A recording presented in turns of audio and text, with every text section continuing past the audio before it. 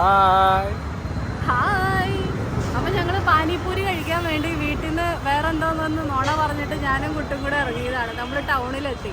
അപ്പൊ നമ്മള് പാനിപൂരി ഒന്ന് ഇവിടുന്ന് നമ്മള് കഴിച്ചിട്ടില്ലേ, പക്ഷെ നമ്മൾ കഴിച്ചു നോക്കട്ടെ കേട്ടോ. പാനിപൂരി, മസാലപൂരി, ബേൽപൂരി, ദഹിപൂരി, സമൂസ ചാട്ട് അങ്ങനത്തെ സംഭവങ്ങളൊക്കെ ഞങ്ങൾക്ക് ഭയങ്കര ഇഷ്ടമാട്ടോ. സ്ട്രീറ്റ് ഫുഡിന്റെ ആൾക്കാരാണ് ഞാനും കുട്ടും. അപ്പോൾ അതുകൊണ്ട് നമ്മൾ പെരിന്തൽമണ്ണയുള്ള ഒരു ഷോപ്പിലാണ് വന്നിരിക്കുന്നത്. ഈ വീഡിയോ കാണുന്ന അച്ഛനമ്മ മുത്തശ്ശി എല്ലാവരും ഞങ്ങളോട് ക്ഷമിക്കുക.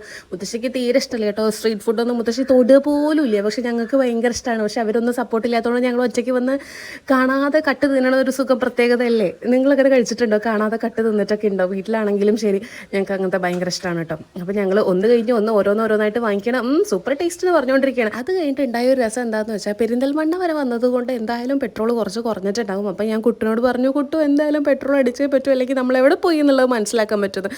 അമ്മൂൻ്റെ ബുദ്ധി വെയിൽ കൊള്ളിക്കേണ്ടെന്ന് പറഞ്ഞിട്ട് ഞാൻ ഹെൽമെറ്റ് തലേന്ന് ഉരാതകം നിൽക്കുക. Tata bye.